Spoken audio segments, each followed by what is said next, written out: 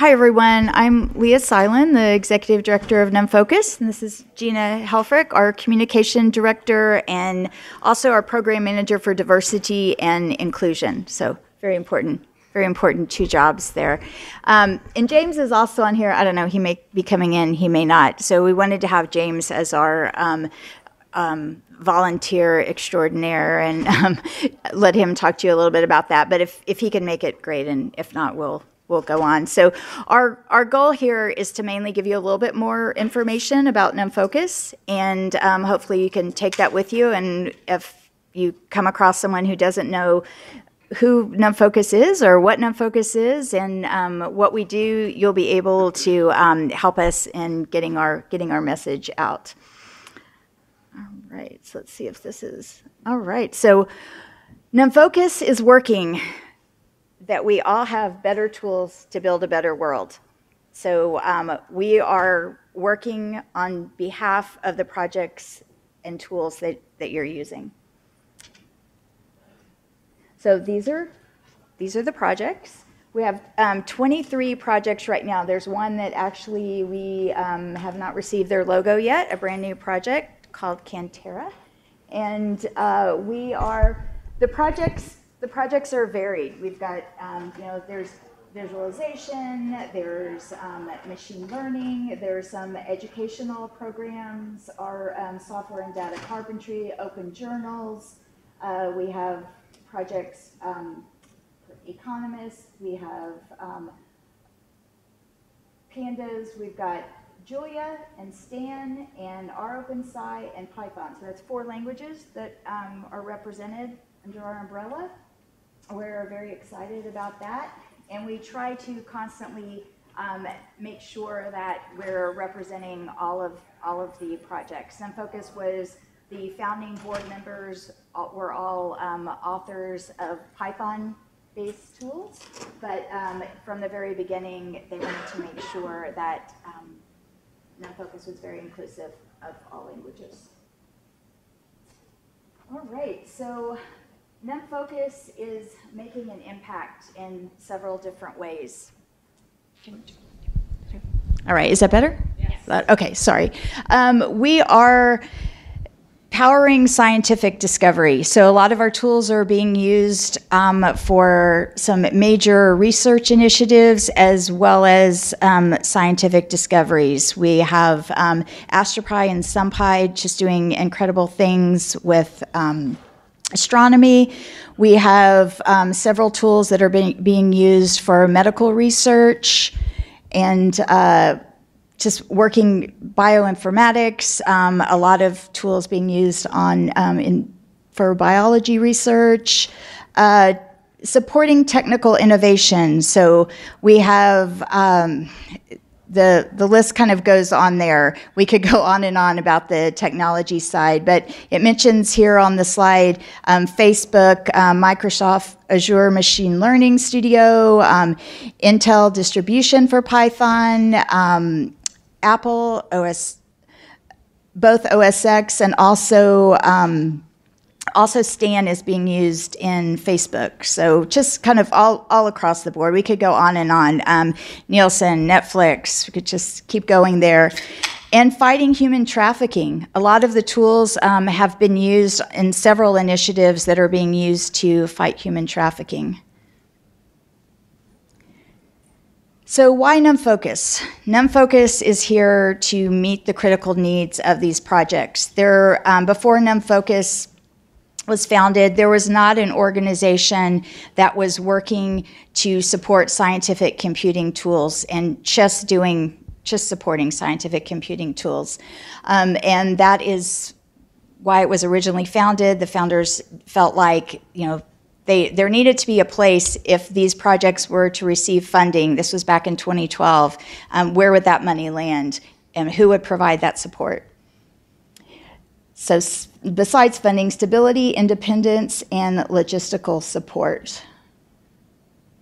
So we're just going to kind of go by these, talk about a few topics that based on each one of these. So fiscal and legal services. So this is part of our fiscal sponsorship programs. So I mentioned if projects get funding, if they should receive a grant, where does that money go? So a project cannot receive grant money, whether it's support, corporate support, or support from a foundation. It's very difficult unless they are a 501c3 or unless they're their own legal entity. So most projects are not. So we provide that home, and then we also manage that funding. So that funding comes in, who's going to create invoices, who's going to write checks, who's going to keep track of the checks, who's going to make sure that the disbursements are being spent as those who are donating the money wish them to be, who's going to guarantee that, who's going to accept liability for the project. So NumFOCUS does that. Legal services, lots of legal services. You would be surprised on how many times our projects reach out for help legally, whether it's to register a trademark, whether there's a licensing question, just contracts, independent contract agreements, different kinds of, we do a whole lot of contract agreements. So there's just several times, probably several times a week, that we get phone calls or emails from projects asking for help, and we have to reach out to the attorney. So each of our fiscally sponsored projects receive 10 hours of legal support. All right, financial services. That's the other, so as I mentioned, accounts payable, invoicing, contractor agreements. We also take care of 990. 990 is the filing taxes for the project. So that's what nonprofits file, 990, and we take care of that, so none of our projects have to worry about, they have funding coming in, they don't have to worry about, taxes for those. So it's important that we can take care of all of the admin, and the projects can take care of writing the code. Operational services, technical infrastructure. We're, I think I mentioned earlier that we're working on a shared infrastructure project, and that way our projects can share resources, because there's a lot of needs that they have that NumFOCUS can provide and that they can all take part in, kind of share across the board. Gina will mention a little bit more about that when she talks about some future initiatives. Conference and event planning. So PyData is one of those events. Also, our project-specific events. There's JuliaCon, and there's StanCon, and there's PhoenixCon, and there's JupyterCon. We could just go on and on with all the cons that we have. But events are extremely important, and so to be able to provide support for those events on the logistical side, and then consulting. Lots of different administrative requests come in. Sustainability. Pretty much everything we do is for project sustainability.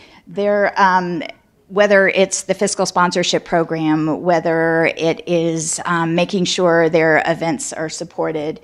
We have a sustainability program and a projects director that is in charge, Christy, that's in charge of our sustainability program. We just had a summit where there was a workshop focused on sustainability, where projects were able to come together and discuss specific needs and come up with action plans on how those needs could be met. So it's something that is on our minds all the time. How are we going to keep these projects around? What are their specific needs, and how can NumFOCUS help to meet those? Community. Why is public engagement important for projects? That's a question that is, a lot of people ask, but it's pretty easily answered. It's needed, first of all, a project needs users. And secondly, we need to make sure that the public is not only educated on what's happening with the projects, new releases, new features, how to use those, and that's another issue that the events, can definitely, that's what you're here for right now, learning all the sessions, but also to make sure there is a renewable contributor base. So we want to make sure there's new people contributing to these projects, new maintainers coming on board. We don't want there to be, We don't want project leads to be burnt out and then no one be there in their place. There's a lot of work that has to be done, from documentation to project management to community management. And we want to make sure that the community is involved and understands the need for not only being involved on a community level by attending events and using the project, but also working to maintain the projects. Educational programs, that is one way that we meet the community needs. PyData is one of those. Google Summer of Code is another one. Meetups, videos, workshops, lots of different ways that we help work on, help with the community support on the educational level. So PyData, I want to talk a little bit about PyData's impact. And you are all here, so you're all part of PyData. I don't know the exact number that this event is, but I think we are on 20, I want to say 28, maybe 28 PyDatas that we've done so far. Started in 2012. The first one, full kind of conference, was here in New York in 2012. So. All right, so 11 conferences, 330 speakers, 3,500 plus attendees, and 165 diversity scholarships. That's for this year. That's for this year. Wow. This is also the gross proceeds are benefiting NumFOCUS. Now, this expenses aren't taken out of this, but PyData events is a fundraising vehicle for NumFOCUS. We don't try to hide that. We're very upfront that these events help us to support the projects and go directly to project grants, whatever's left. So after we cover all the cost of PyData events, then that money is put right back into the project, goes nowhere else. This is really important for being able to bring projects together for summits and things like that. That funding comes. So when you attend a PyData event, we hope it's going to be beneficial to you on hopefully you're going to be able to share your knowledge and be able to gain some knowledge, but you're also providing direct support to the project. So we appreciate that. And when Microsoft, Bloomberg, when we have IBM, when they host events, that is a huge, huge, huge help to NumFOCUS and the work we're trying to do. This is something we're excited about. Our meetups have doubled this year. So the number of the members of, these are just PyData meetups. So a lot of our projects have meetups also. Membership has grown to 50,000 plus.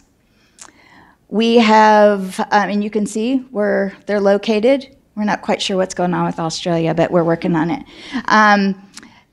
YouTube videos, we have 1,100 YouTube videos and 35,000 subscribers, 1.7 million views. So we feel like the PyData conferences do a lot supporting the community on an educational level, but the videos reach those who are never able to come to PyDatas. We have some people we meet that have attended some of our European conferences that are able to make it and say they were completely learned from the ground up from watching PyData videos. So we're very excited about that and are very grateful to our speakers who give their time.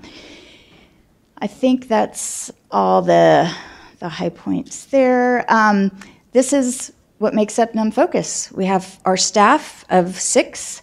We have our board of directors, we have an advisory council, a sustainability advisory council, and a diversity and inclusion committee. So please visit our website and you can see who's on these specifics. We won't kind of go through it one by one, but I will let Gina talk to you a little bit about kind of looking ahead and some things that 2018 is going to bring.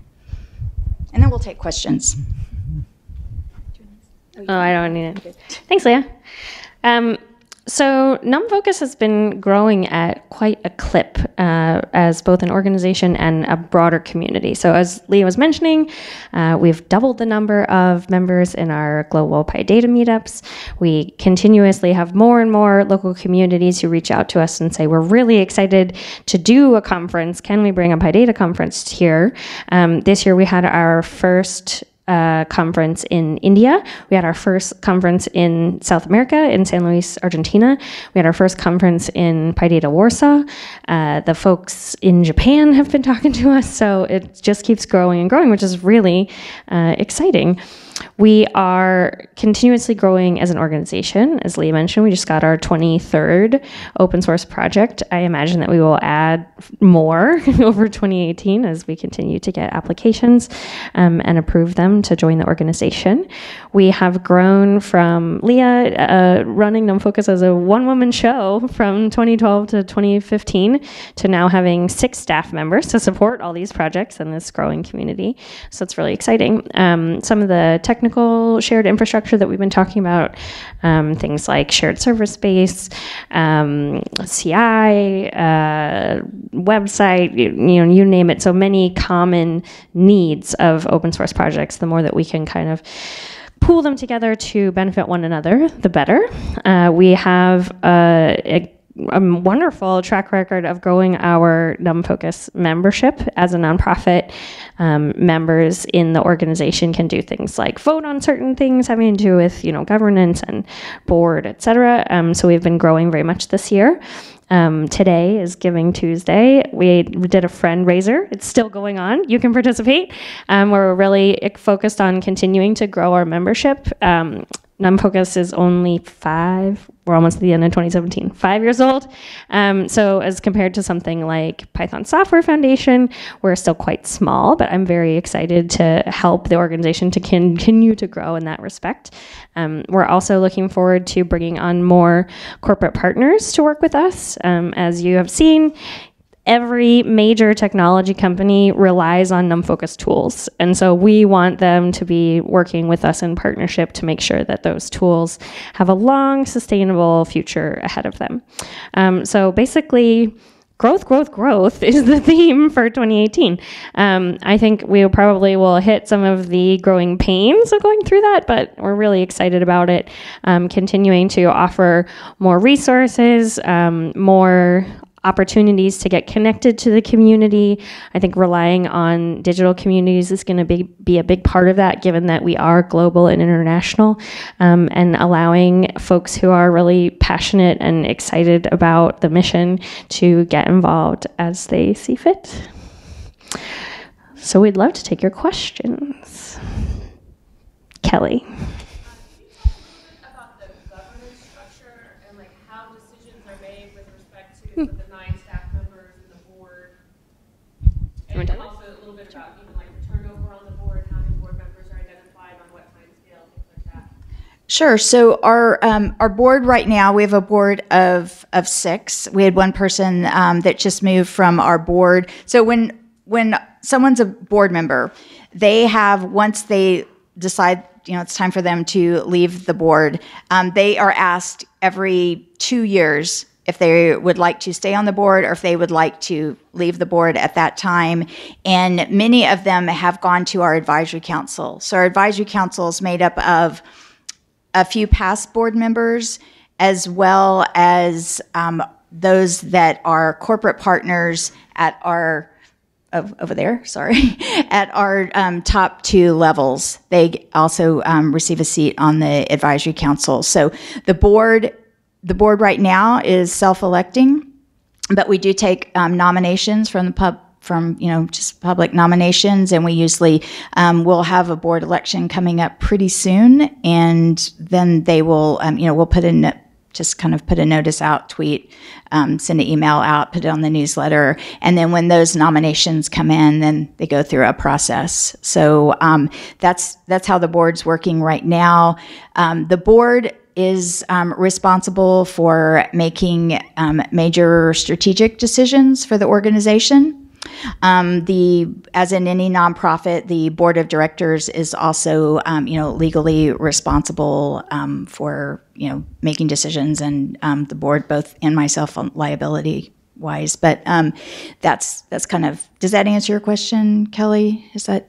Yeah, I guess I just joined the board of the American Astronomical Society, and we just went through a governance structure change, and so I'm just kind of like super interested in the nuts and bolts of how decisions are made. But that's just the space that I'm in. Do we have a strategic plan, or are we still flying by the seat of our pants? So the board, and one thing I forgot to mention, and then I'll answer that question, is that we do have bylaws, and so the board is working under a set of bylaws.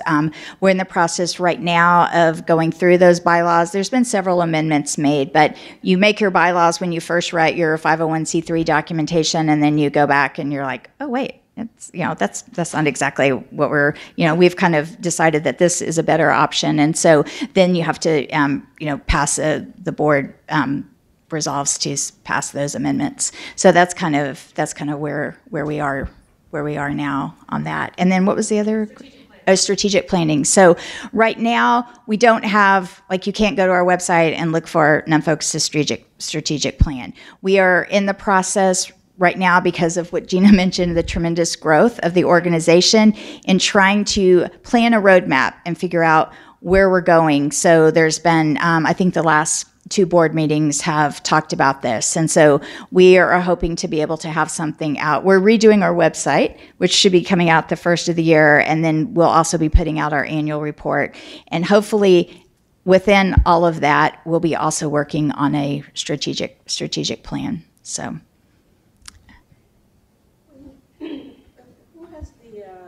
Creative ideas. The creative ideas? Yes, who ideas was it? To do what? Oh, NumFOCUS. So NumFOCUS was the idea of the first 5 original, founding board members were Travis Oliphant and Fernando Perez and John Tunder. So we have Fernando from IPython, that was pre-Jupyter days, Travis from NumPy as well as SciPy, John Hunter from Matplotlib, Perry Greenfield from AstroPy, and Jared Millman was working at Berkeley with Fernando, and then Anthony Skopatz came on as our first treasurer. So, This is a two-parter, but I think it's a big deal.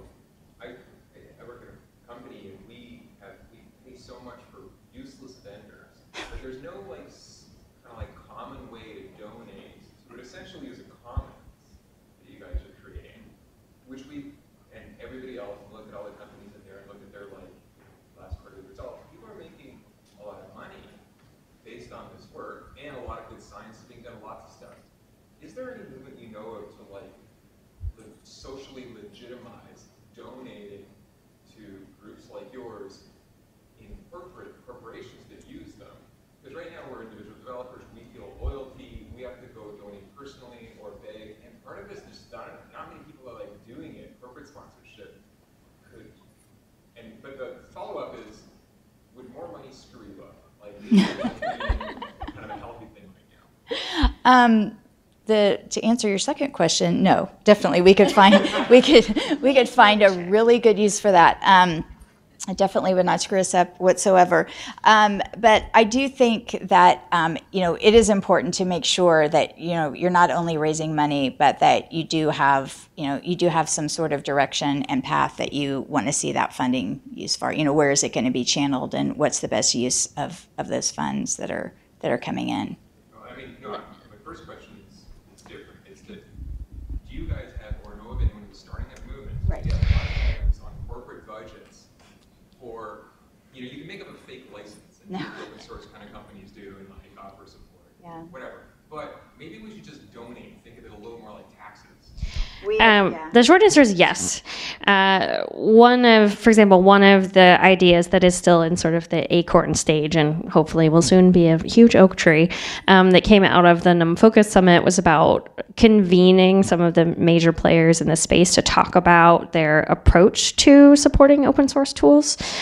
So I fully expect that to happen and bear quite a lot of fruit. There's also a broad coalition of people who are really invested in helping to communicate both to the broader community of users and to corporations the vulnerability of open source tools, which even the most cursory search will raise for you a variety of concerns on that level. The Heartbleed was a really big security issue, which was partly traceable to relying on an open source project that was just one person kind of holding it together, right? And so NumFOCUS exists to help prevent situations like that, for example. There's a report called the Roads and Bridges report, which is comparing open source software to physical infrastructure, written by Nadia Egdal, who is on our sustainability advisory board. That is a great example of some groundwork that's being done to help communicate this out.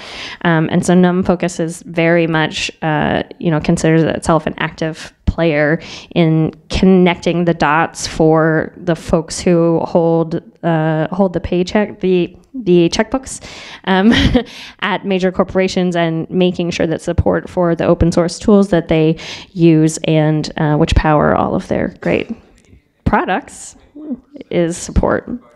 Yes, yeah. So and our advisory board, as Leah mentioned, is full of folks who think about this stuff very much. There are a lot of very active conversations happening right now about the right approach and a variety of options for what that might look like. Yeah, and just one other comment on that. I think that as more industry partners kind of start the trend of others, these corporate partners down here that are, they're leading oh no, there should be, and these are our PyData sponsors down there. 1, 2, 3, 4, 5, 6 are our corporate partners. Now those corporate partners are donating, to NumFOCUS. We have, like I said, a few more coming on that are, a few of them specifically, have designated funds for a particular project. But I think that what we're hearing, believe it or not, is that a lot of folks in industry are not aware that there is a need here. They are, we're very surprised. I don't know if you were, saw on Twitter, some of the tweets regarding pandas, supporting pandas. But right after that, I think we received 3 corporate partners just from that conversation. And all of them were like, we had no idea. We had no idea that your projects needed funding. So it's hard for us. It's in the works. We're working on it. We've got it. Yes, we are working on, and it seems like, I know it seems like we're saying we're working on it, but we are working on it as fast as we can. And it's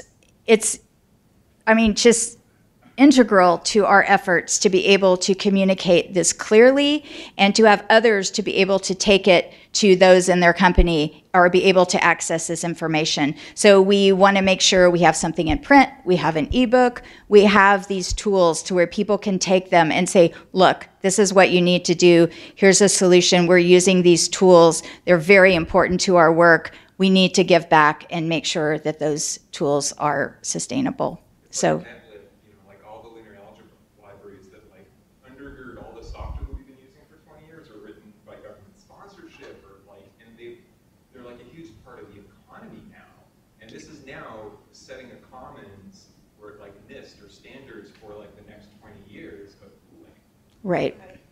Right. If you're going to be using these tools, yeah, we have to change the mindset of, we keep saying industry, but I think it's across the board. Everyone needs to understand you're using these tools. We need to help. Yeah.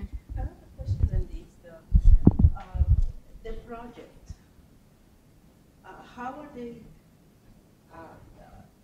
selected or determined? budgets to funds or not to funds or to support? Yeah, the criteria are on the website. I will probably fail this pop quiz. What they are. But, scientific computing, data science focused, has to have a fairly broad contributor base. The maintainers can't all work for one company, it has to be spread out. I forget the others. Also a wide user base, making sure wide it's user not base. a tool that's only being used by, a very small, a small portion of the public, that, it has to be far-reaching enough that it's fulfilling our mission to, meet public needs. And it's voted on by the board. Yes. I'm kind of curious, when the board makes decisions, does NumFOCUS look to precedented organizations, or how do you carve out the strategic plan of the business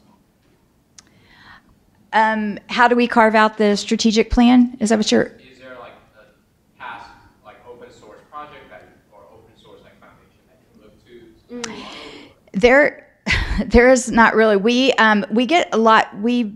Our projects, as well as NumFOCUS as a whole, receive funding from both Sloan and Moore Foundation, and they're both have told us that we're kind of, we're one of a kind. There are other organizations that provide fiscal sponsorship, but they don't provide other sustainability support. So they don't, some do events, some don't, but the ones that are 501c3s that are also fiscal sponsors don't to the same extent do what we're doing. So there isn't a specific model, but we can look to other organizations, and we've done that in the past and see what they're doing. Apache Foundation has a model. It's very different from ours, but they do have success with their model, and so it's important to be able to be aware of other things that are out there. What's Apache doing? What is the Linux Foundation doing? And be able to pull from those from ideas that are proving themselves successful for them, but also making sure we're keeping with the same licensing and ideas that NumFOCUS was founded on, and making sure we're carrying out that mission. And follow up with that, what are the differences between NumFOCUS approach versus Apache or Linux? A lot of it has to do with licensing and what is required of the projects. There's some IP differences. I won't go into all of them because I don't have it all in front of me, and I'm definitely not knowledgeable enough to be able to. I'm afraid we'll say something incorrect, and I don't want to do that or lead you on the wrong path. But there's a lot of the differences are license. All of our projects are OSI approved license, and so we want to make sure that that we stay with that, and that the projects. NumFOCUS does not own the copyright does not own the copyright to the IP. And the scientific computing focus. Right, and scientific computing, as Gina said, we're definitely our focus, if you will, is on scientific computing, data science, scientific computing realm. And so, if a project applies, and they may be a great project, it might be widely used, it might be something very important for the public, but it's outside of kind of our scope, then it's not a great fit for our organization. We want to make sure that that our focus is right on the community that we serve. Mm-hmm. So you mentioned earlier that you receive a lot of funds that are targeted for one or specific, say, projects or things like that. But the funds you receive that aren't focused, like say from these conferences, how do you decide where to allocate that or what to fund? So a large part of that will go to staff support. We all unfortunately have to be, or fortunately, however you're looking at it, have to be paid. So that's part of it. We also, of any organization, we have rent, we have everything. So whether we're having corporate funds, whether it's coming from individual donations, whether it's coming from a grant, whether, whatever it is, we have to, we have operational overhead that has to be paid. So some of that goes towards that. Anything that is left is given to our projects in small project grants. So we'll open up, we'll say, okay, we have so much money, projects, let us know what you need, both our sponsored projects as well as our affiliated projects. And so we'll just, the board will decide. Usually, I think last time we ended up giving 13 grants out. What is your, you have a limit on that, the percentage that goes to administrative costs? That the percentage that goes to, is this part of the goal? I mean, that, like, I found a non-profits and I try to put almost, I will say, 100% practically into that non-profit. It's not that way because they're always administrative. Right. Telephone and those things like that. Exactly. But no salary. Right. So we use a different mechanism. We use internship, scholarships, and fellowships to get the scholarship to support the students that we want in there, and the student has to provide some service time. So then they have to show up. And the non-people, professional that contribute their times, like whatever, just for free. So that way, no salary. So most of the money goes to those scholarship or fellowships. Sure. And then a little bit to the administrative, and try to reduce the administrative costs. But it's part of the plan. Is there? How did you have a goal, like you maximize administrative costs would be, and how much you're going to put out to projects development? Sure. Did everyone hear the question?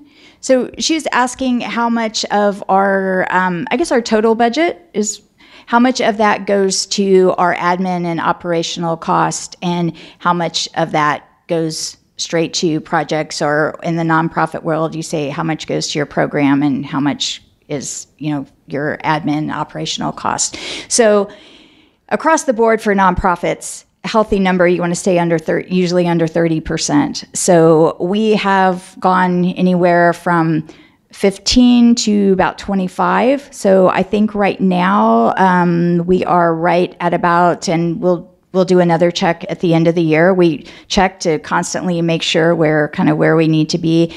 Right at about 20 to 25. And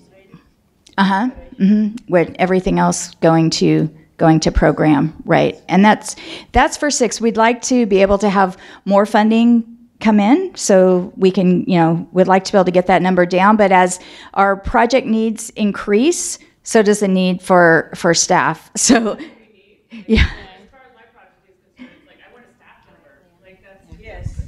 Right. So Yeah.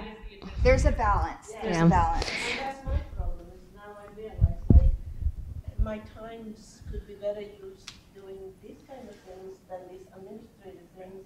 So, but I'm cheap and I don't have that much resources, so I end up trying to do those of these administrative things that when I heard you were the sole person in doing everything I do, it sounds like me. That's really terrible, but It doesn't scale well. Right. that's the problem. So there has to be some balance. Yeah, I think for an organization with a mission like NumFOCUS, it's also a little bit different than looking at something like, American Heart Association or something. Because, for example, the salary that we pay to our project's finance manager goes to essentially pay for critical services that she's providing to the projects. So even though, that money isn't sort of being turned over to developers, it is saving them time that they otherwise would be doing, invoicing and things like that. So. Yes. So which you can also compute a project cost, because those are private project costs. If you can separate the administrative cost of the projects from the actual professional as part of the projects, you can actually say this project costs this much, administrative this much, and the other part. But that's how you So you might want to look at that model, so that might actually improve your ratios. Sure. Yeah, that's a great suggestion, and good luck with your organization. I know we feel your pain. I think we're almost at wrap up, but we have another question. Do you have volunteer opportunities for events like this? Yes. Jim Weiss, our events coordinator for NumFOCUS, works on all these conferences and also our project conferences. So definitely chat with him if you're interested in volunteering. Yeah, Jim is in the room and yeah, has done a great job with this event. Yeah, we should give him a small round of applause. So Gina, that would be helpful. I mean, I have, especially because I'm local to New York, it'd be great to have more Twitter, Slack, amplification of volunteer opportunities. Yeah, that's great feedback. Also, to Jim's credit, he's only been on board for a handful of weeks. So we're working towards seamless collaboration on things like that going forward. Yeah. Yeah. So thank you so much. Yes, thank you for coming. Letting us, educate a little bit. You can read more about us on the website. Come back in a month for a much improved website. I encourage you to follow us on Twitter, like us on Facebook, subscribe to our newsletter, become a member. Thank you. Yeah, thanks.